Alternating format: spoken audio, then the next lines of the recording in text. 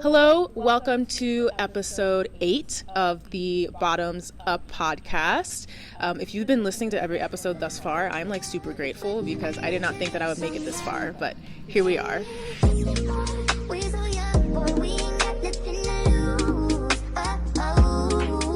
Today, we are sitting in the wonderful Taylor Hughes Park up in Fort Lauderdale, one of several state parks that's actually we have access to down in this portion of Florida. You know, the Everglades is not the only one. We have plenty that we can travel to, and this location was a very special one to pick for this episode. I'm sitting here today with Noelia and Jamerly. They are the founders of what is currently called Empower Wellness Farm. Might change the name at some point, but that's what we're going to roll with for the time being. They are, well, I guess I'll let you guys introduce yourselves. Hi, everyone. My name is Noelia. This is my partner, Jamerly. We are currently working on creating a space, aka a farm, for POC and LGBTQ community to feel connected with nature and to have that education when it comes to holistic health. And we're trying to start a farm about 10 acres big, to support that community. But yes, here we go. So we want to start the farm, Empower Wellness Farm, and aspects of education and nourishment and just providing a space to feel connected to Earth and go back to our roots. So let's start with horoscopes. I can go first just because it's going to be mean to me. I know it's going to be mean to me, so I can read mine. We can get that out of the way, and then we can have a very beautiful moment for everybody else. And uninstall it, because I'm like, oh, you did not just tell me that. I'm getting so close at this point. It's so rude. So today, what's today? Today is Sunday, October 22nd. My co-star says, being dishonest about who you are turns into shame, turns into fear, turns into more dishonesty. This is already feeling like an attack, so I'm going to stop there. Who wants to go next? I'll go next. Mine actually represents exactly where I'm at right now. It says, you can always rebuild and become the next you. Oh, I like that one. That's nice. Yeah. I wish I got that. I think it's a nice welcoming message for redownloading it. But yeah, definitely where I'm at right now, having to rebuild just what adulting looks like and routine and schedule. Adulting. I'm a Capricorn, and my co-star says, avoid falling into unhealthy interpersonal traps. I don't really know what that means, but I got to think about it a little bit. I feel like there's some overlap between your two. There's a little bit of a connection there. I like that. Yeah. I can say that it correlates with our life currently, yeah. Yeah. 100%. What does yours say? Visibility is a trap. That's what mine says. I'm a Scorpio as well, and it just says visibility is a trap. So Do I have to crop you out of this video? that's what, let me just go behind the scenes at this point again. I'll go behind the scenes again. That's okay. Let me just. Well, maybe that's a good place to start. Because what kind of job are you doing right now? Well, my story is interesting because I studied environmental science. My degree is environmental science, and so I wanted to do environmental engineering. And I just recently got an opportunity to do environmental engineering for aerotech, and that's for testing mold and asbestos and stuff like that. And 3 days into working for the company, I got let go because of my background check, which my story is unfortunate. I did get a DUI about 4 years ago, which, has helped me turn my life around now. But I was going through a tough time. My dad passed away at that time. I was, just feeling the feels, and I got a DUI, and it's affecting me now almost 5 years later. And I did let them know before I got the opportunity. I did let them know about my DUI, and they said it wouldn't be a problem. And 3 days later, because the insurance company for the vehicles that we would be driving doesn't want to insure me, I had to be let go. So I wasn't working for a little bit, but now I'm actually just working telesales for Mavis Discount Tires, which is not what I want to be doing, but it's just something for now that I'm doing so that I can focus on my farm. It's just, something to make some money so that I can build the future for myself. But it's just, it just goes to show that things that happened to you years ago do affect you in the future. And unfortunately, I'm not the same person I was 5 years. Fortunately, I'm not the same person I was 5 years ago, but unfortunately, it is still affecting me. But I'm just trying to move forward. I'm a second grade teacher. So I work in Boynton Beach, and this is my first year teaching. It's not my first year in the classroom, but it's my first year having my own class. And it's been a challenge, to say the least, and an exhausting conversation. Second graders, man. See, I wanted to teach when I was in high school. I was like, I'll be a teacher. I'll teach high school kids. I wanted to do English or history or gym. Like those were the 3 subjects that I was like, yeah, that's what I want to do. And then I found out, later on, I was like, I don't want to deal with kids. I can barely take care of myself. Right. I don't want to deal with kids. My cousin, she works at a daycare, and I'm like, even the itty bitties, I can't do it. I can't do it. I'm like changing diapers, and she teaches them and takes care of them. And I could do the teaching part, but teaching and taking care of, I cannot. No, I lasted 3 weeks at a daycare. You can't pay me enough. You can't pay me enough to change diapers and teach a kid. Parents, all more to you at this point. Parents, more to you. I want to be a parent. I just don't want to be a teacher to other people's kids. Yeah, that's for me. It's other people's children that I cannot stand. I don't want to mess up your child. It's okay if I mess up my child, but it's not okay, but I don't want to mess up someone else's child, That's yours. Because I don't know what kind of household your kid comes from. I don't know what you all think is acceptable. Because I see some adults out here with some awful manners. I know my mom didn't raise me like that, so I can only imagine the way that other children are being raised. So I just want to stay away from that. Yeah, seriously, it's tough. And you see so many different personalities. And one of my mentors, she told me, she was like, when you're in a classroom, you don't have one relationship with your class. You have 19 different relationships with your students. And to be in that for 8 hours constantly, it's a lot to take in, but I love what I do.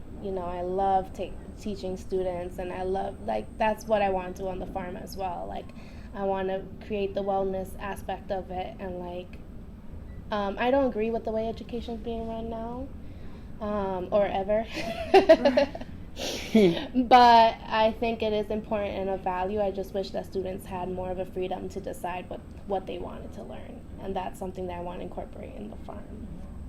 I feel like there's a lot of diversity too when it comes to what's taught, because I even think for me growing up, I grew up on the eastern side of Maryland, which, to be quite honest, it's farms. It's very conservative. It's we have suburbs, and there's still a lot of economy that's happening there, but it's not nearly like the other side of Maryland, which is right next to DC, incredibly affluent. I think you have one of the richest population of Black Americans is in that area. So my cousins who grew up there, I would always be so upset when I would go over to their house because they're talking about all these cool things that they get to pick in school. One of my cousins literally got sent home with a microscope and a bunch of little slides of things that he could look at, and I'm yeah, we did that stuff. I did that stuff in Philly too. But then for me it was for 3 years when I was in middle school, they were oh, we're gonna get you guys iPods so that you can go walk around the track with music and stuff like that, and it just never happened. There was never the funding for it. Even my sister, the high school, we all went to the same high school. She went to the older building, I went to the newer building. Even just the difference in terms of the number of fights that would happen in the old building, which had no AC. They were running chicken fans. You couldn't open most of the windows. A lot of them were boarded up. It was just an old building. It needed to be replaced. The difference between the amount of fights that happened when she was in school versus when I was in school in this brand new building that was a year old when I got there, major change. Yeah. It's a major change. And I think that's something that I was actually talking to you about earlier today, that a lot of people who run the funding don't think about classroom culture and the way that not being able to open up a window affects a child, or the way that not having AC affects a child. Like when I didn't have AC in my classroom for the first 3 weeks, I had a nosebleed every day. And that's something that's traumatizing to just be like, for other kids to just see blood coming down, you know, like even though it's just a nosebleed, like, and that's based off of the AC, something that could have been easily fixed. It's like a broken windows theory. Yeah. You know, where everything is, if you go to a city where everything is messed up, you have more crime. Where you go to cities that everything looks good or brand new or looks, you know, like it just was built, you have no crime. And that's in every aspect, I think, that people fail to realize. Like if you call the child a bad child, that child's going to be a bad child. That's psychology. If you tell a child, hey, you give them positive reinforcement, then it helps them as well. So I can see that. You know, any environment affects how you feel, right? Yeah, for real. And that's scary. I fortunately didn't have. I went to private school because I grew up in such a bad neighborhood.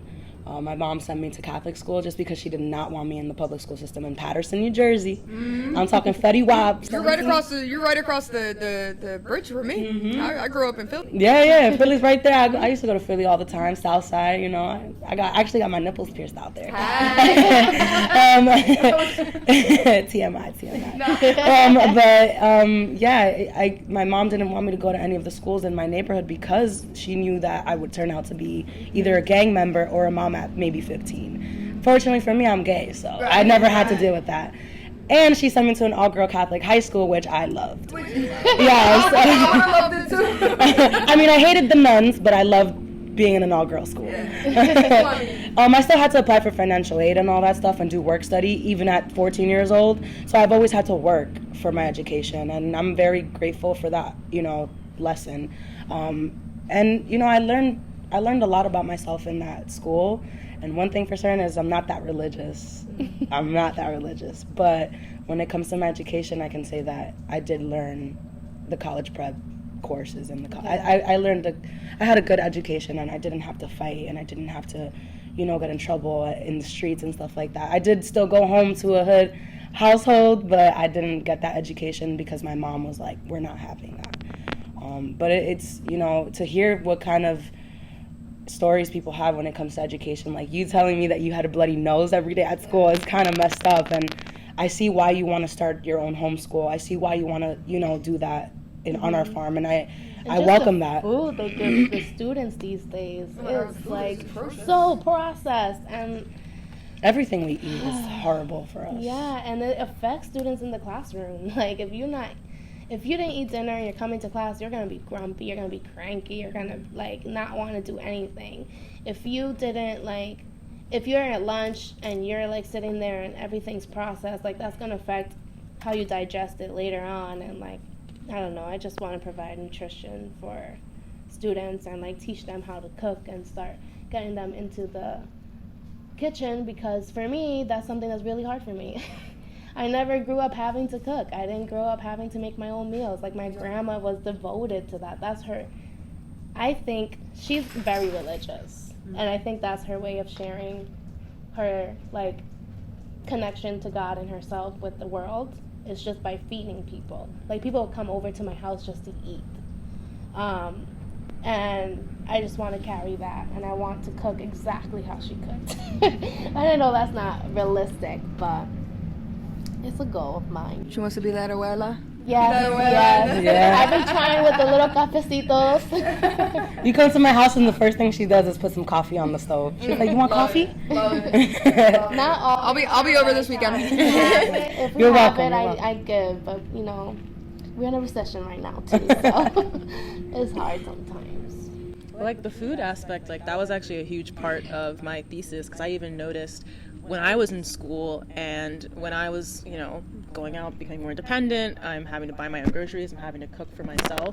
That was one of the ways that I bonded like so much with my friends, was over food. Because it's like, first of all, we got to eat, and you know, we're all kind of struggling like in the grocery department, especially like now, so just dealing with inflation. But I just remember that being like such a nice, intimate experience, and it's still something that I really enjoy sharing with people. I love cooking for other people. I love cooking with other people. I just love to be in the kitchen and experimenting and be like, oh, what do you think of this? Like, how did you like this? Like, is this good? I feel like before they even put food in their mouth, I'm like, how is it? It's like we're like, how is it? I don't know. I haven't tasted it yet. Like, Food brings people together, It you does, know, in every culture. And I think one of the things that really are driving, one of the reasons that I really want this farm is self-sustainability. I don't want to have to pay $20 for just a few bags of fruits and veggies, you know, like that are packed with hormones or filled with meat that's filled with antibiotics and stuff like that. I don't want that for myself. I want to be able to go to my yard and pick a tomato or some bell peppers and make myself some dinner, and just all around knowing where your food comes from. Healthy soil, healthy soul, right? I think food is what brings people together, and it's literally what's going to be the currency in the future is what I think. Yeah. The way the things are going, seeds and crops are going to be a currency. And there are farms now that have their seed Banks. Their seed banks, and you just take seeds for the year. When your crops get seeds, you bring it back, and then you just continue that, nutrition and like sharecropping and stuff like that. I think, especially like in Florida, that like we don't really have the best soil, but you do have this wonderful environment where you're getting sun and water pretty much year round. Yeah. But it just sucks because not all soil is good for crops, and so you want to find the perfect land, which has been a challenge for us. We want to find the perfect space that is going to yield product, and also we want livestock on our farm, so we wanted to be able to feed our livestock as well. And I'm not just trying to have livestock so that I can sell meat and stuff like that. I just want it so that it can help the land, because animals and crops, when they work together, it creates a perfect ecosystem. But I mean, there are people who still eat dairy and still eat animal products. So for me, I want to be able to provide at least something to that kind of community where it's not filled with a bunch of crap. But finding the perfect land in Florida is hard. Very. Because it's either too swampy or too humid, and it's not ideal for most crops. So you have to find the perfect space, and that's been a challenge for us, is trying to find the perfect land. That's the thing, is that we want to bring that kind of space here, because there's no spaces around here like that. And it's just like, well, we need to really make sure we find the perfect space. Yeah, and I just learned last week that there are artificial farms just to hold the water back. Around, I don't remember what area it was in Florida, but there are, like people like trying out new and innovating things for farming to see, how we can get better. And I think a lot of people who are in the farming industry are like, the way food is being expensive and, sharecropping and stuff like that, like, I think they're actually seeing, like what you said, like, food as a value. And, like, not that food has never been a value, but now it seems almost like I either grow my own food or I starve. In the next 5 years, like, I might not be able to afford eggs. Well, even just the cost of farming, like the economics of actually owning a farm, oh my God, it's awful.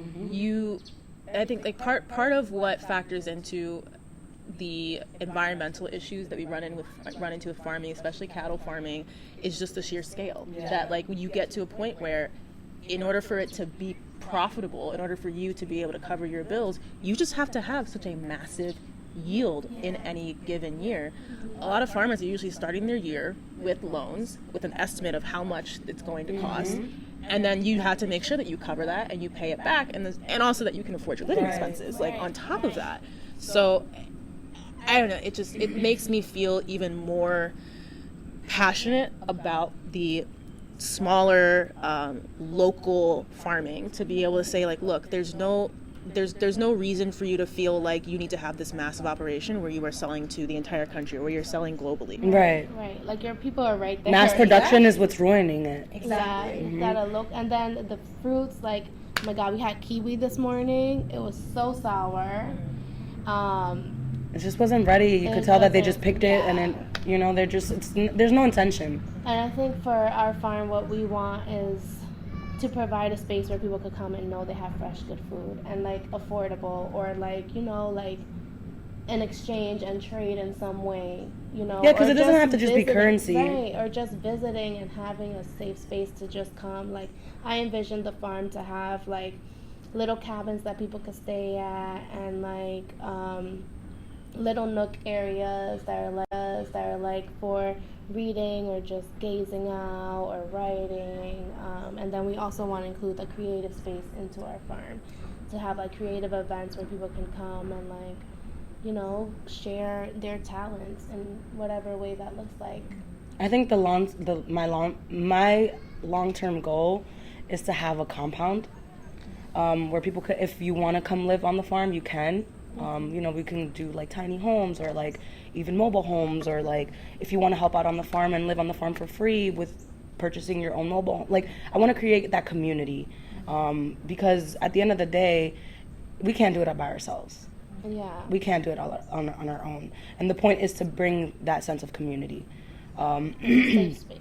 A safe space for not just black people or Spanish people, but LGBTQ community. Like, we want to make it a BIPOC space, you know, for indigenous, Hispanic, or black people to come and be able to connect holistically with nature. Yeah. And we don't have spaces like that. We don't have too many spaces like that. I know Jamerly was working for Freedom Farm Azul last year, who has a similar mission. It's a female-owned farm, and they're in Alabama. Yeah. And she did their social media For a bit. for a while, Yeah. actually. And I think that's also one of the things that pushed us to start this. It kind of inspired us to be like, well, why can't we do something like that here in Florida? Right. And bring that space here. And like, Alabama has Tuskegee, and they have like, you know, a whole bunch of like iconic farmers there, and like to bring that life here is honestly a bit rewarding to just try, you know, and try to do that. So you guys both grew up on farms in DR, right? I grew up half city, half country. Okay. So I lived most of my life in Brooklyn, New York. And then when I would go to DR, it would be in the campo. So we would have, you know, my dad has a chicken farm in the back. In the front, we have cows. And then by the side, we have, like, avocados and limes. Yeah, I was born in the Dominican Republic. I grew up in New Jersey.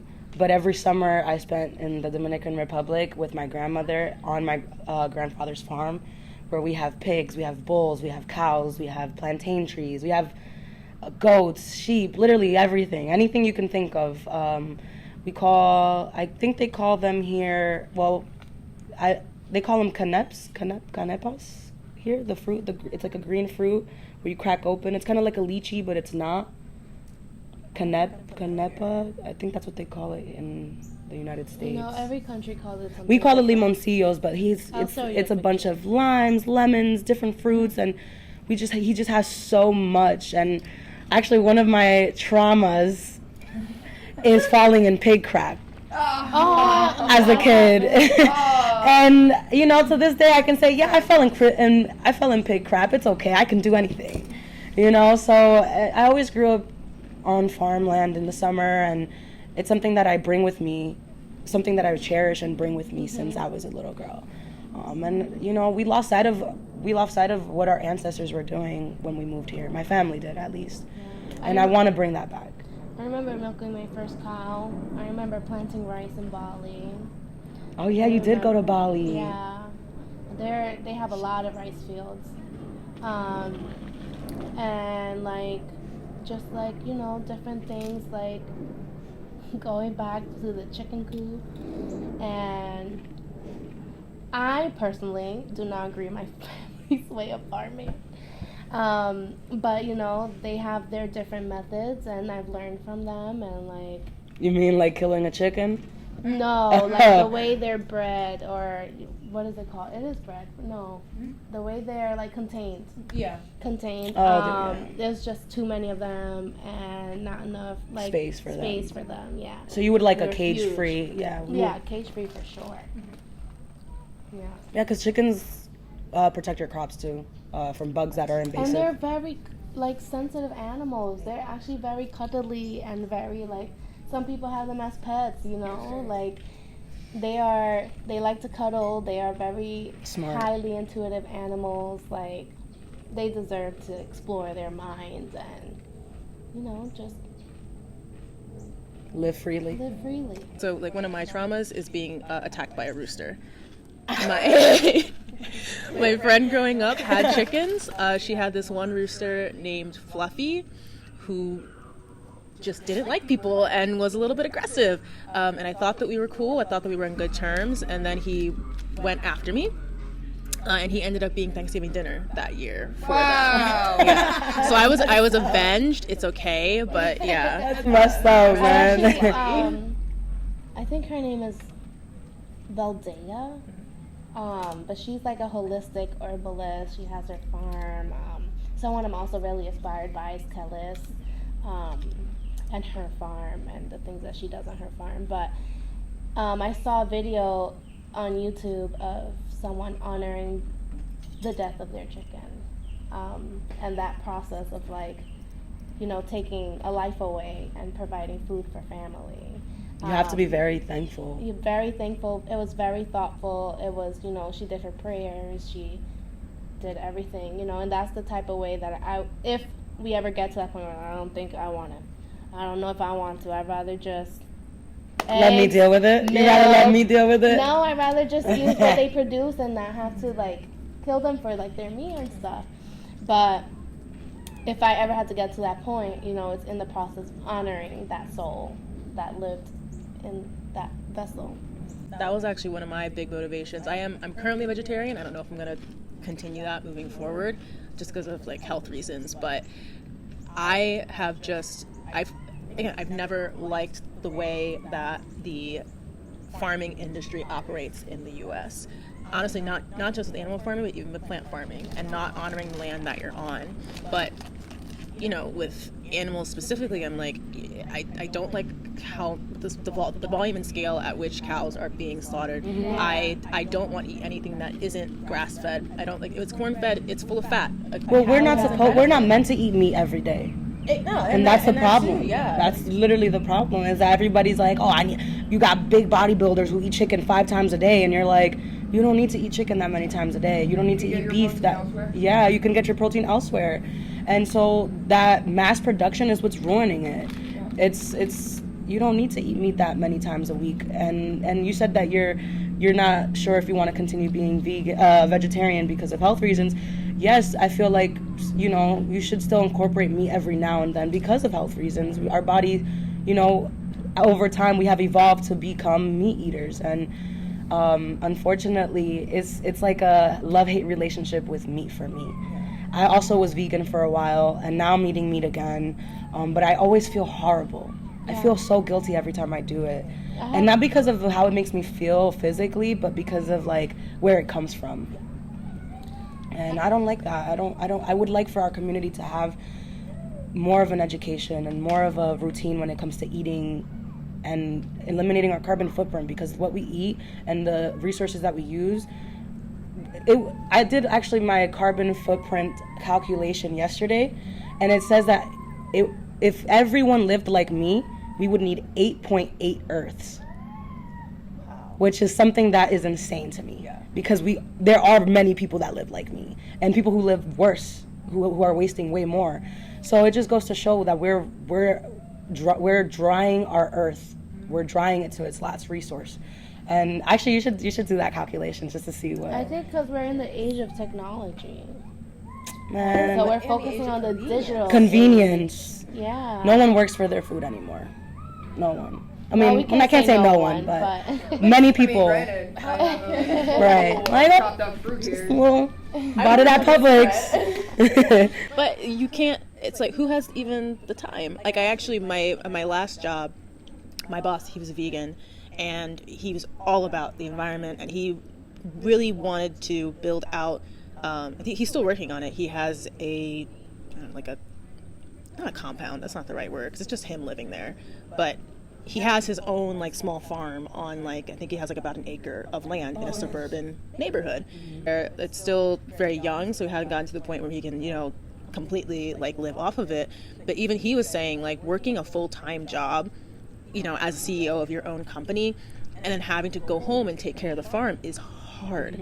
It's a lot of work. And I think like part of why we don't really have access to great food right now, or people just aren't really thinking about it, is because, you know, we live in a world, in a society that operates off of money. You have to have money, you have to go to work, you have to be working full time, you have to be able to take care of things, you got bills. It's like, oh, you're gonna add on top of that, I gotta think about what I'm eating. And inflation on top of it recently? Yeah. I'm gonna get a hot pocket. That's what I want. You're gonna get a what? The last 3 years, it's like, damn, like, I can't afford rent and groceries.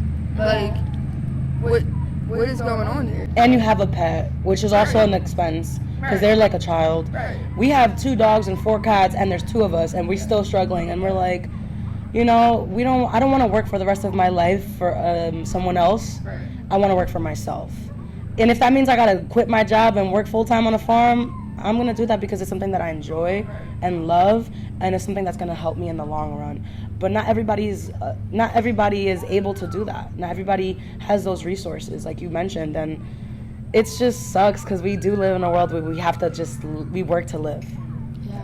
We work to live. Generally, you were saying space as Yeah, well, I was gonna say especially in space. South Florida. Yeah, space is kind of a big thing too, because like I try to grow some crops on our balcony, but just it was too much sunlight, not enough water, and everything just kind of died. And I think that, you know, it's hard to have growing tomatoes and jalapenos and things like that in your balcony or in your home.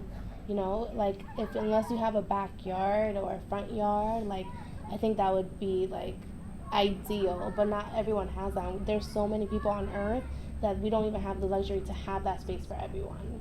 Yeah, and like that just reminded me of my grandmother in Brooklyn. After I left college, she just decided the front yard was gonna be a garden, and she did her eggplants and her green peppers and her corn. And I was like, and mind you, it was in New York. She only had from March to September, October, and the crops grew and they grew huge. And that's something that I've also been considering. Is like, it's not just farming, it's the love that you put into it. Like you're growing something they feel and they understand, and you have to put your love first into something for it to grow in that way. And I think she really did it out of love, you know, and that's why her crops grew so much, because she cared for it and she, you know, took care of it. That's like the tree we had in my yard. We had a mango tree in the Dominican Republic. Well, my neighbor had a mango tree in the Dominican Republic, and she was such a bitch. Like, she was the worst. She would cut the side on our side just so we wouldn't get mangoes, because she didn't want us to have mangoes. But when you think about it, when you look at the tree, all the fruiting plants, the fruiting branches were on our side. There were no mangoes on her side, and I was like, God don't like ugly. God don't like ugly, because you're being selfish, you're being mean, you're being instead of sharing, you're cutting the part of the tree that's actually growing, and so you're not gonna have any product on your side of the yard. We're getting all that product because we're actually welcoming it. You're tearing it down, you know. And I said that God don't like ugly. Helping it to grow more. We were helping it grow more too. Imagine having a tree tell you that your vibes are off. Yes, and it will, and it will. It's like a experience to talk to a tree. I'm really like I really want to do the farm here in Florida, but sometimes I'm like, we might have to do it somewhere else because it's so expensive, because it's so hard to find. But I have faith that we'll be able to stick around. I have faith that we'll find a space. It's just that the funding is hard, you know, it's challenging. Finances and just finding the support and spreading the word has been a challenge for us, just because we're just getting started. But give us a year or two and we'll be up and running. I have faith that we'll be up and running. And like I said, I don't want to have the farm just to be just for currency. Like, I don't want it to be the main reason that I'm doing this. I want to do this because I want to create that sense of community and wellness. Empower wellness, you know, from soil to souls. So and and it's just, we're still working on our tagline. We're still working on our logo. We're in the creative phases. We're still, trying to get funding and applying for grants, and that's where we're at. But 2 years from now, I have faith that we'll be up and running 100%. Well, even what you've mentioned about trying to do it on the balcony, like if you don't have a yard, it's really difficult. I almost feel like that's a spot where we can actually begin to think about what does the future look like of farming. If people are going to be producing all of their own things, or a significant portion of their own things, and if there isn't really a whole lot of space for everybody to be doing that, what does it look like for somebody to do that efficiently and effectively on a balcony or within like a very small yard space or a very small courtyard? Well, now they have those cool towers, cool plant towers. Yeah. And stuff. Or even like hydroponics, that helps reduce the amount of space that you're using. And soil. I also think like in New York they started using roofs. But I don't know how much that's geared towards gardening, rather like sight and like just having some nature up there. But I've always thought of these companies or these organizations that have affordable housing but don't have affordable nutrition. Like you build this whole park and you put trees there. Like, why not invest in a farmer and put some farming, and then every Sunday, every 2 weeks or whatever, your residents could come down and get some food, with whatever that looks like for that organization. But I think we're wasting a lot of time just not investing in our space adequately in a way that's sufficient and efficient for the time that we're at. Actually, no, the reason why we don't do that is a lot of cities don't want to have to deal with the mess when all the plants fall, and then you have ants, you have squirrels, especially in the city. But that's why I'm saying invest in a farmer, and a good farmer. Exactly. You can't just leave it by itself. Yeah, but you think that's a very straightforward solution that it's it never even gets to the people who are actually making these kinds of decisions. Well, even then, you also have those people for instance, with the whole student loan forgiveness thing. You have those people that are like, well, why should they get things for free and we can't? Well, because you make $3 million a fucking year. Also, you ruined it for us. Right, you ruined it for us, and you make $3 million a year where we're barely getting by on $20,000 when you need that $20,000 just for food. Right. And on top of that, it's even if you're making all this money right now, something could happen and you could be completely out. Right. And what are you going to do? Right. You're going to be grateful that those resources are going to be there. This idea that you're paying for other people to live is completely false, because the resource is there when you need it. And also the idea of taxes. I'm paying my taxes, so it should come back to me. I think, and you get dismissed, and what are those called? White whatever? White what? Write-offs. You get write-offs You for said white what? everything. Oh, sorry, I cursed. You get write-offs for everything. If you got a business, you put your car on there. If you got a business, you put whatever. Other people don't have the luxury to save on taxes like that. Right. And I'm paying taxes. I should be able to see what I'm getting. Right. And not in war. Right. Exactly. We're also dealing with people who are being born into technology. Yeah. The moment they're exposed to it instantly. Yeah. And we don't know how that changes the brain. Yeah. And how, our little ones are thinking. And a lot of people talk about attention span, and I get that. Attention span, yeah, they should be more focused. However, maybe we should be transforming what education looks like to fit the new generation. Correct. Because we did that before. I'm not learning about how to cook and clean in my classes anymore, or how to sew, or how to iron, you know? It's time for that next step to happen. And yes, it happened very quickly, but we also have to understand the things that happen in our history and in our world to showcase how that happened. I feel so lucky that I was born when I was born in 1996, because I literally watched the internet come. Yeah, that's the same. I was born in 97. I remember. Damn, I was born 93. We looked at each other. We were I still had to take dial-up and connect it to my computer. You would I remember dial-up. I remember using a floppy disk to save things. Okay. I remember. Okay. Oh my god. I give you. And then that. when the USB came out, and then we had the Razor, we had the Virgin Mobiles, we were there. Sidekicks, BlackBerry. But you guys were in elementary school, where I was in middle school when the Razor came out. Yeah. I had the little Nokia brick phone. Yeah, And, or and when I moved the little silver one with the before little that, the little blue one. Yeah. The little blue one with a snake Where it on said it. Nokia on it, and it was like a little round. You could throw it, and it would yeah, like it was indestructible. I remember my mom's first cell phone.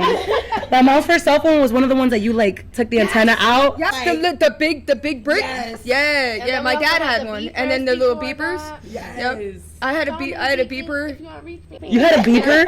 I had a beeper in middle school. I had a beeper, and Who was beeping you in middle school? so because my parents were divorced, my dad got me and my twin brother and my older brother a beeper, all of us, and we had a beeper. So he would let us know, like, because he was a firefighter as well. So if he was on a call, he would have to let us know, like, hey, I'm going to be late picking you up, or I'm not picking you up at all. Mm-hmm. So he would let us know, and then that's how we would find out if my dad was picking us up or not, instead of him calling the house and having to deal with my mom. Okay. So. Got it. I mean, he's smart. So we had a beeper. So that was fun, and then we would give it out to our friends for our friends to beep us, and it was.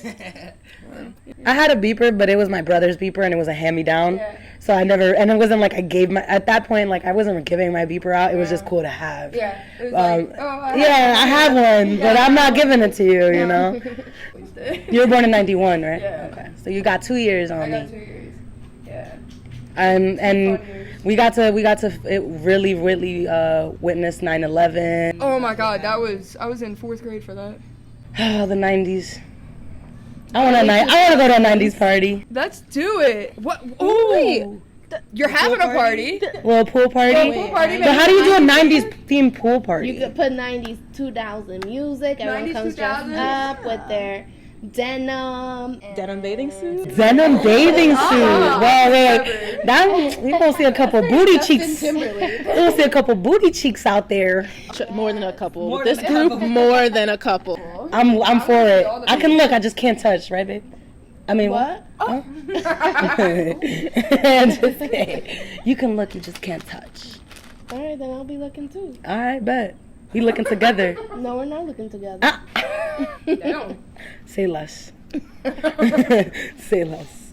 It's funny because we actually started off as a polyamorous relationship, and now we're monogamous. Yeah. So experiencing that transition from poly to monogamous is funny to me.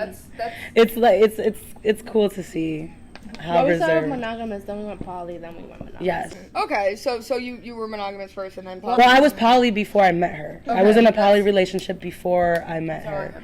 And so she kind of opened up her heart and her mind and said, maybe this is something I can work with, or maybe this is something I can try. And we explored, and we realized it wasn't for us. Specifically, for this dynamic specifically. I don't knock it. I think that, poly relationships are beautiful. I'm still open to it in the future if it's something, I'm not closed off to it. But as of right now, our dynamic is monogamous, and I think that's going to stay like that. I don't know. It's funny, when we say things like, you can look, but you can't touch, but it's like, we already looked together before, So the problem that I had, I was in a 6-year relationship, and we started poly. I wasn't poly. She introduced me to polyamory. And I wasn't poly before that because I didn't know about it before that. Like, I had come out, and then I was, 6 months later, I was with her, and I was like, oh, shit, this is... So, oh, you had just come out. I came out at 23. Okay. So, she introduced me to polyamory, and I was like, oh, okay, this is cool. And then we went monogamous, and then things happened, and she decided that she wanted to do things but not tell me about it. Okay. So that kind of ruined our dynamic, our relationship. So that's why that long-term relationship ended. Mm-hmm. But for me, I do identify as poly. I would 100% get into another polyamorous relationship, but it's whoever I'm with. If it's up to that partner, I'm okay being monogamous, but it's up to that partner that I'm with. Hey, I do let them know up front, hey, this is what it is. If you're comfortable with that, we can continue like that. If you're not, then we need to communicate that. And you need the transparency as well. The communication's key because, it can work. A polyamorous person can be in a monogamous relationship if it's communicated. But if it's not communicated, where, you know, like, hey, I'm poly, but you're not, but I'm not going to tell you that I'm poly, so I'm going to go do my thing. Like that's you have to be honest and transparent with each other, because otherwise it won't work. Exactly. It won't work. Communication is key no matter what kind of relationship you're in. The communication is what you have to have. Absolutely. I'm actually the first girl Jamerly's ever been with. Yeah. Ooh, wow. That was a little rocky. It was a little rocky because she didn't know how to be with a woman, so I had to kind of, you know. I also was single for 5 years before meeting her. So, and I also... Now look at us 2 years later. I know. I was single. I was not dating for the later 3 years. I took 2 years of celibacy with sex. And I just really, like... You know how people say I discovered myself during my alone time? That didn't happen for me. Life was just passing me by. Yep. And then when life came, I was like, wait, hold up. I wasn't working on nothing. Yep. I was just trying to survive. It's like that commercial, life's passing you by. You ain't doing nothing, life's passing you by. What was it, DeVry University or something like that? That's so messed up. That's the commercial that made me go back to school. Nah, I'm just kidding. It was an SNHU commercial that made me go back to school. Was it? Mm-hmm. Wow. Because they were talking about, because I actually went to Rutgers University. Okay. And are you rah-rah? And I dropped out the beginning of my junior year. And then after 8 years, I decided to go back to school because I was watching TV and I saw a SNHU commercial about how it's not too late. And I was like, working all these jobs I hate. I've been in the service and bartending industry for years, and I'm just like, I'm so tired of this shit. Like, I'm tired of serving. I'm tired of coming home at 3 a.m. every day, bartending and smelling like alcohol and drinking all the time. Like, because it brings you into that life too, you know. So I was like, something's got to give. And something's got to give. And my mom was kind of like, after my dad died, you know, I had promised my dad that I would finish school and get my degree, and I never did in his lifetime. Yeah. So now I felt like I owed it to him. Yeah. And one day I was watching TV and a SNHU commercial came on, and I was like, yep, I'm calling them right now. And lo and behold, I went back to school and did my environmental science, changed my degree from criminal justice to environmental science. All my Rutgers credits transferred over. So I didn't have to do 4 years. I only had to do 2 more years, and it worked out. But honestly, it's funny you mentioned that DeVry commercial, because if it wasn't for SNHU, I probably would have gone to DeVry or some crap like that. So my university doesn't even have commercials. So you're still in school right now, right? For my master's. Okay. What's your master's in? Anthropology. Okay. Mm-hmm. Ooh. So I want to study hair. Study hair. Okay. The history of hair. The culture, history, economics. I want hair to be a branch in anthropology, and I want to write an encyclopedia. Is that why you did the big chop? No. Shut up. Or you had a Britney Spears moment? A little bit of both. A little bit of both. Listen, I had Britney Spears moment a long time ago, like 10 years ago, and I never went back. I was like, I like it short. I look good. I have a big head to grow. It's just that I lost my curls because I went blonde. Yeah. So I lost my curl pattern. Yeah. So I had to chop it off. And it's growing in. Thank you. Little fro. A little fro now. It's the first time I see myself in. She had a buzz cut, and it's gotten so long. Yeah. It's my second big chop. Okay. Mm-hmm. I don't know. Maybe I'll have to do a second one at this point. She's kind of bothering me. I did my big chop. Oh my god, what year was that? 2016, like 2016 or 2017, somewhere around there. Yeah. Mm-hmm. And why did you do the big chop? I was dealing with compulsive hair pulling when I was in high school. I probably pulled out like 80% of my hair, and at that point, like my mom, like she always permed my hair when I was a kid. Like we all, whole family. Mm-hmm. She never really had like a positive association like with natural hair. I didn't even know like until like after I was pulling my hair out and like things are going back, I didn't know that I had curly hair. I assumed that I had straight hair because I didn't really know what a perm was doing. I just knew that I got my hair permed once a month. So I pulled out most of my hair. My scalp was just raw, like from all the plucking. So when she tried to still perm what was growing in, I just got like so many like chemical burns. And I even before then, like when I was still like when there was no issue with my scalp, I was still I got more burns than my sister would. I got more burns than my mom would. Like, my skin has always been a little more sensitive. But afterwards, like, everything was just too exposed. So I just said, I'm not doing this. I convinced her to put braids in my hair once, and that's what I wore when I went off to college. And I don't know, I tried for another year just to make it work. I couldn't. I was really self-conscious. I hated people walking behind me because I knew that the back of my head looked fucking ridiculous. And I was just like, I can't do this anymore. So Not my hair. yeah, so I went to a salon by school. I got it. She trimmed it so that it was all like a similar length, so that it didn't I still had like a little bit of new growth, but it was mostly still permed. So she trimmed it. I just kind of let it grow, and then a couple months later I was home, and the line of demarcation was too obvious, and I got my mom to cut off the rest of it, and I know it hurt her deeply, but she's come along. She's come a long way. She's really come around to it now. My grandma still tells me, you need to brush your hair before you go to work. I'm like, Grandma, my hair is brushed. Thank you. And it looks great. Like, it looks beautiful. Thank you. I was 19 when I found my first curl. And it took years. And I remember... Because you were also getting permed? No, because I was getting my hair straightened so often. Since Yeah, I was 4 years old, I would go every week or every 2 weeks to get my hair straightened. So my hair just, whenever it grew straight. See, I'm very hairy. So I used to get a lot of bullying because of my arm hair. Yeah. And I had my aunt one day, she completely shaved it because I was crying about it. And my mom comes, she's like, what are you doing to my daughter? Oh my God. And my mom pulled me to the side. My mom is light skinned. And she pulled me to the side and she was like, don't ever do that again. Your hair is beautiful. You need to accept yourself. And I don't know, for that it was like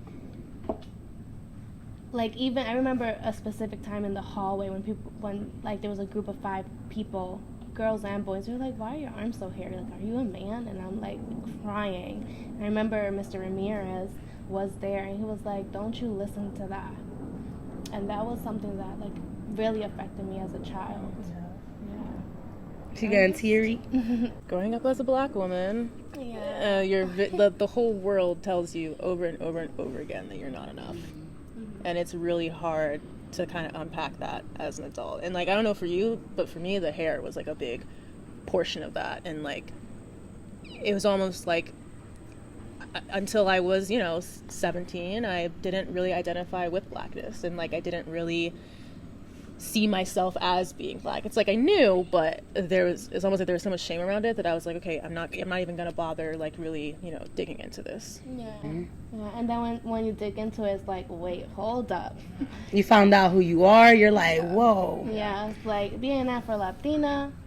Listen, that's something different. And especially with the diaspora in the Dominican Republic. My hair, I feel like I'm being resilient against the Dominican normative forms. And I also, in my research, want to dig into, like, people saying, you want to get your hair straight, go to the Dominicans. And, like, Dominicans are the best hair straighteners. Like, there's a reason for that. We're so engulfed in wanting to dismiss our blackness that we've learned how to fake being European. And that's why I didn't see my curls until I was 19. I think Karma's also agreeing that she would also like to embrace her blackness. I'm sorry. She's literally sitting here smiling at me. So just like I'm being suffocated in this Caucasian household. She's like, I'm ready for my moment. She's like, I'm here and I'm queer. You, a black gay dog, how does that make you feel? She's black and white. She's black and white. She's biracial. She's biracial. It's the one drop rule that applies here. Well, that applies. Damn. That does not apply. Damn, Things we're not doing. Aw, she's so beautiful. And see, these are the things that I want. These are the type of workshops I want to have on our farm. Like, I want to have workshops where people can come and learn and talk and just have these discussions, talk about mental health, talk about traumas and childhood trauma, have a safe space. I just want to create a safe space. Really, that's what I want. And for the little ones too, it's like exposing them to different identities and different people that look like them, not just for once a month, right? Or like once like for a month in a year, but like all the time, and looking at, like, you know, people who are tattoo artists and hairdressers and mechanics and CEOs of their companies, and, you know, people that, you know, are successful but didn't go to college, you know, like, there's so many different life stories, and we're just feeding kids one life story. And it's like, not every kid's gonna tie to that, but if they knew, hey, just make it to high school. Make it through high school, just decide what you want to do, find programs in your neighborhood that would help you with what you want to do, and just after high school decide who you want to be, you know? But I feel like getting up to high school is important, but there's a reason why a lot of kids don't stay up to high school. They don't feel seen. They don't feel heard. It's another space where they're being attacked. Yeah. And again, being told that they're not good enough, Yeah. that you're never going to make it to college. Why are you coming here? Oh, Exactly. I was told in high school, my guidance counselor, my senior year, told me, you're not graduating. You'll be lucky if you be anything in your life. Wow. My guidance counselor. And sure enough, I went to my principal and I was like, yo, screw her. Like, nah, that's not happening. Like, so I live behind a house, right? I live in a little, what is it? A little, It's like an efficiency. yeah, it's a 1-bedroom, but it's like a little cottage. Okay. Behind somebody's house. Yeah, an efficiency. Okay. But it actually, it's not an efficiency. I have an actual bedroom, and then I have, like, the living room, the kitchen, and stuff like that. It's really dope. Like, it's a little cottage. A mother and daughter home. Yeah, something like that. So, I live in that, and I was thinking, when you guys were saying earlier about the, you know, planning your own stuff and whatnot in a yard, I'm like, damn, I have the whole backyard to myself.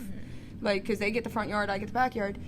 And the only thing I do with the backyard is let Karma out, and that's it. Like, maybe I could start growing something and start, you know, getting my own stuff. Even if it's just like tomatoes or like basil, some cilantro. I don't know what kind of spices you use to cook, but most of Is it because I'm white? No. Not at all. But because not a lot of people like cilantro. Some people use basil or prefer parsley. So like depending on what you like. Not because you're white.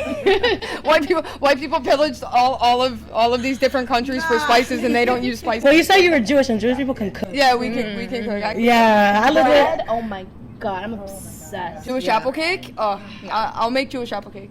But Oh, you guys gotta come. You guys gotta come to our house. hell yeah. 90s pool party. 90s pool party. For our Yes. birthday. Yes. On the 13th. No, I'm serious. But the 13th is a Monday. It's a Sunday. I thought. No, it's a Monday. It's the 12th. It's a Sunday. Okay, so we'll do that Sunday. Okay, because I was like, because we looked. Yeah. We looked earlier, and I was like, it's a Monday. I work. We thought it was a Sunday. No, if it's a Sunday, I don't work any Sunday. Yeah, me either, That's the best thing about my schedule is I don't work Sundays. But other Sunday's than a good day. I feel like for a lot of people, but I mean, before when I was in the service industry, hell no, I could never take a Sunday off. But now I'm gonna enjoy my Sundays for sure. I enjoy my Sundays for football. Football Sundays. What's your team? Eagles. Don't. Let me guess. Giants. Giants or Jets? Giants. Giants? Nothing with ETS because ETS stands for end the season. No Jets, no Nets, no Mets. So I'm a Giants fan. I'm a Giants fan. I'm a Yankees fan, and I'm a Knicks fan. Unfortunately, we're doing a lot better now though. But yeah, I'm a sport. We could talk sports. Yeah. And then this one's like sports raw. Me too. Yeah, exactly. Spell the name wrong. But you say you do horseback riding, so what's up? I mean I don't like watch people do it though. I tried to watch like the Olympic one. I get so bored. Yeah. This is not my thing. Where I went to school is the highest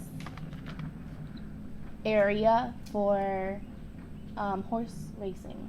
It's known in for their horse Saratoga racing. Oh wait. Springs. Oh I yeah. went to Skidmore. I lived in Albany. Oh really? I lived in it's right at Rensselaer. I lived in I Rensselaer. don't It's know. right next to Albany for I don't know, a little while last year. Yeah. I moved to Albany for Albany's cold as hell. It's freezing. Snow is up to here. But yeah, I went to Saratoga, Skidmore, and people would like literally the people would come, like their economy thrives so much during the horse horse racing that they can live off of that till the next horse racing. Yep. Like that's Saratoga insane to Springs. me. Horses are prized possessions. Yeah, but the way they just whip them to run Yeah, it's faster, messed up I'm though like, how they treat them. Yeah, there's a lot. I have That could be a whole other podcast episode. I have my issues with the horse industry and horse racing, and for me, like, it ties a lot into like my feelings when it comes to animal husbandry. Like, you have to take care of them. You do. You have to show them love. Mm-hmm. They feel like us, and they're innocent. They're not. You know. They didn't ask to be born. Right. Neither did we, but here we are. Listen, I think I asked. Pick me. I'm like, listen, I'm moving back in because I didn't ask to be born. No, you're not. I don't have room for you. Damn it. Okay, then why'd you have me? Right. You're 30 years old now. Get it together. That's what my mom says. My mom tells me, when I was your age, I had 5 kids. I was like, that's not me. Right. That's insane. Scary. I see people I go to high school with 2 or 3 kids. I'm like, God bless you. Because I'm barely keeping up with myself. My twin brother has 2. My older brother has 2. My sister has 7. She's insane. But, no, like, even watching my twin brother and my older brother that's 2 years older than us have kids, I'm just like, how do you have kids? Like, I'm so blown away, and my nieces are like 10. I'm like, how do you have kids? My oldest niece is just finishing her freshman year of college. She started her sophomore year of college. She's 20. She's 20. She's 19. 19. So my oldest. No, she just turned 18. What? And she's already a sophomore in college. And then the youngest from my sister is 7. And then my oldest niece, that's 22, she has a 3-year-old. Damn. So I have a great you were an aunt early, just like me. My niece, she's 13, I believe. Then I have an 8-year-old niece, a 5-year-old niece, and a 3-year-old niece. All girls.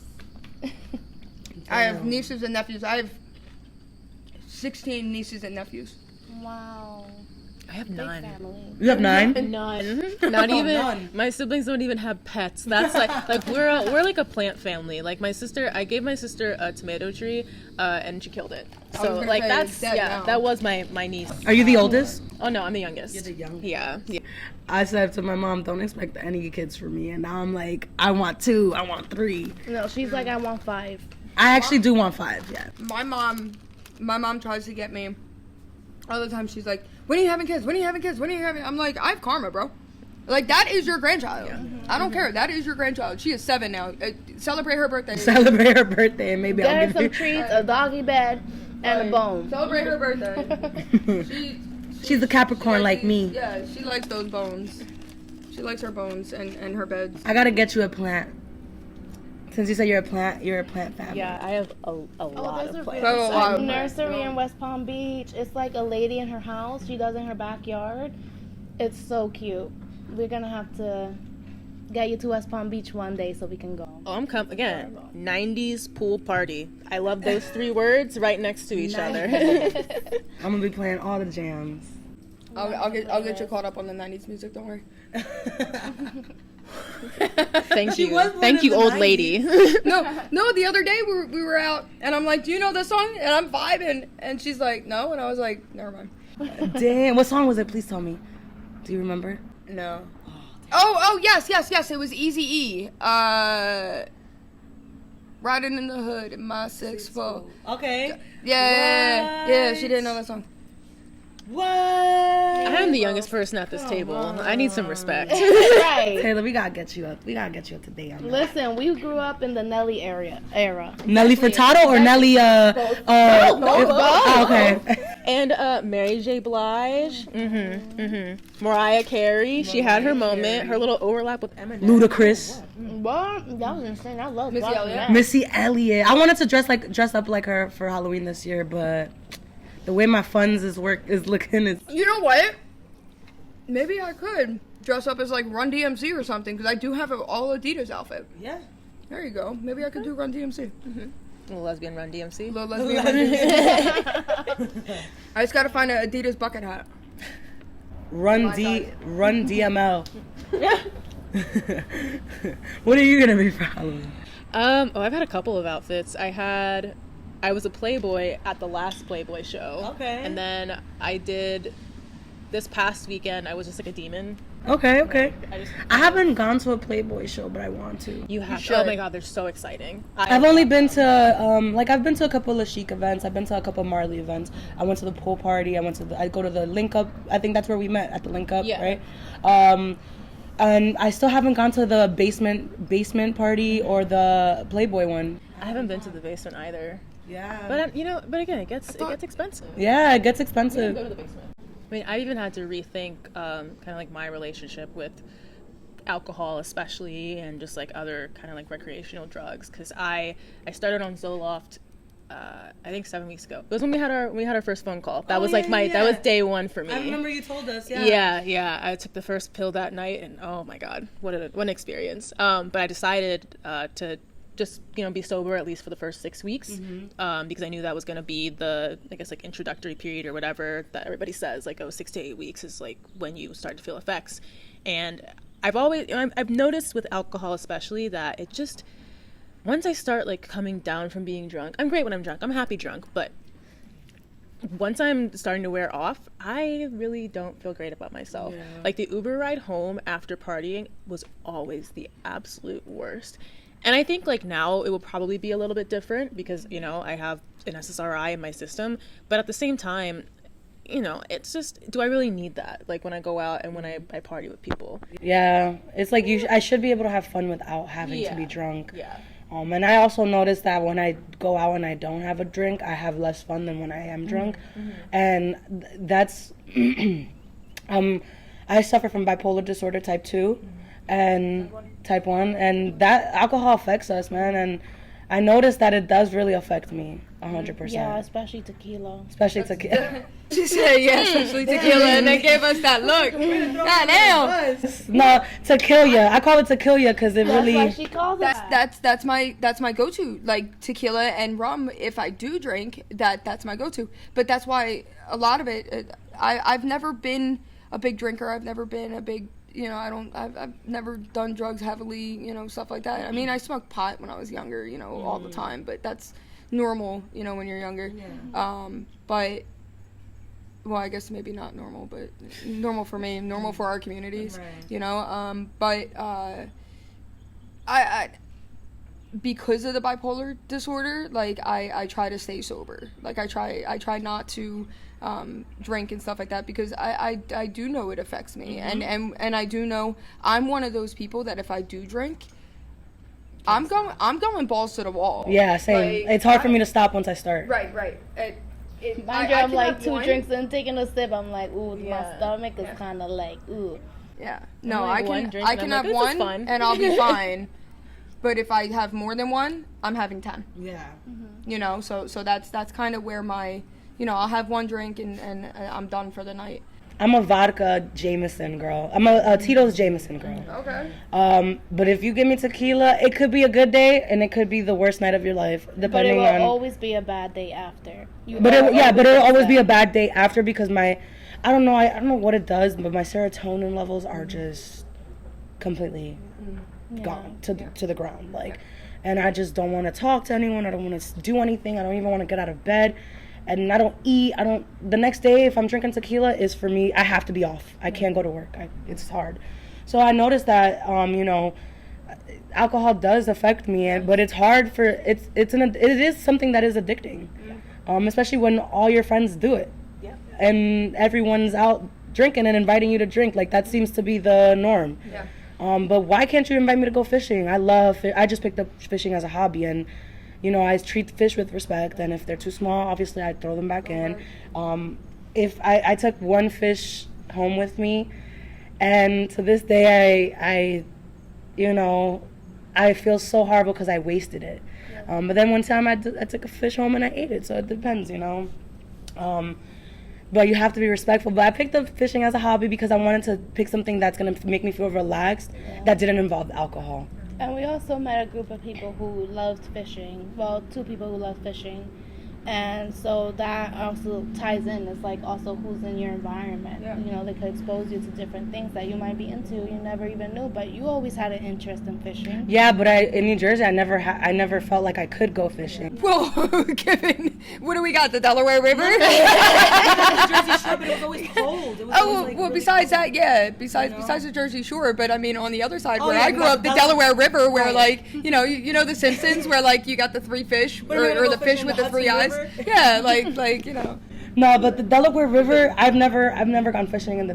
Don't. And I'm not interested, yeah. But see, now that I live here, I'm like, these are things that I could do now and I have access to. It's right, I live right by the beach, and I don't have my own fishing rod, but one of my best friends, he has 3, so he's like, oh, I got one for you, you know? Like, we go fishing all the time, and I want to find spaces like that where I feel I can have a good time socially and not drink. And I've recently started going to kava bars. I've drank kava maybe twice in my life, or kratom, whatever it's called. But I still go because it's open mic. Every Monday they have hang time, where it's like a scythe. My friends would like to do like freestyle and stuff like that. And I go every Monday, we do bonfires and stuff like that. And it took me a year and a half. It took me almost actually 2 years to find a space like that for me, where I didn't have to get drunk to have a good time. And those people are so cool to be around, and I've met so many good people through There's that. a kava bar literally walking distance, like literally as soon as you look out my window, and there's a kava bar right there. Have you tried it? No, I haven't. But I have one down the street from me too. But It's supposed to be cleansing for your liver. It cleanses your liver. So you're not supposed, if you're drinking alcohol, you're not supposed to drink kratom. It does make you sick if you do alcohol, like if you've been drinking all day and then go have a kava, because it's a root that cleanses your liver. And so that's one of the reasons why I was like, let me try this. I want to cleanse. I want to stop drinking alcohol. Yeah. I do. It's just hard. It is hard. Yeah. It is. Especially because, you know, you get home and you have such a stressful day. You're like, oh, I need a glass of wine. Yeah. But wine is good for your heart. Yeah. But one glass. One glass in moderation. Meanwhile, I'm like, give me the whole bottle. You know, like I don't want to keep living like that. Yeah. So, you know, it's inspiring that you've been sober and, you know, you've recently gave up alcohol, and it's like, wow, it's not just me. It's not just me that's feeling like this. I'm sorry if I keep touching myself. No, it's okay. No, see them. I'm doing the here. same thing. I feel like I'm But you know, once you have the farm, you gotta get used to the bugs. So, do you guys enjoy dancing? Yes. Yeah. So there's I saw there's, what is it, I think it's West Coast Swing, or it's East Coast Swing, I can't remember, but it's a swing dance at the end of the month, I think the last Saturday of the month or something like that, up in West Palm. Oh, really? Yeah. You're gonna come. You're gonna go to the event. I've been thinking about doing it, but swing dance? Yeah. So you swing dance? Yeah, it's West Coast Swing, I think it is. I think it's West Coast Swing because I remember seeing WCS. So it's West Coast Swing, so it's fast paced, but it's more. Do they teach you? Yeah. Oh, yeah. Yeah, it's classes. I've always wanted to do swing dance. Yeah, it's classes. So it's not East Coast Swing where it's like, but it's very fast paced, but it's very fun. It's so fun. So I've been meaning to do that.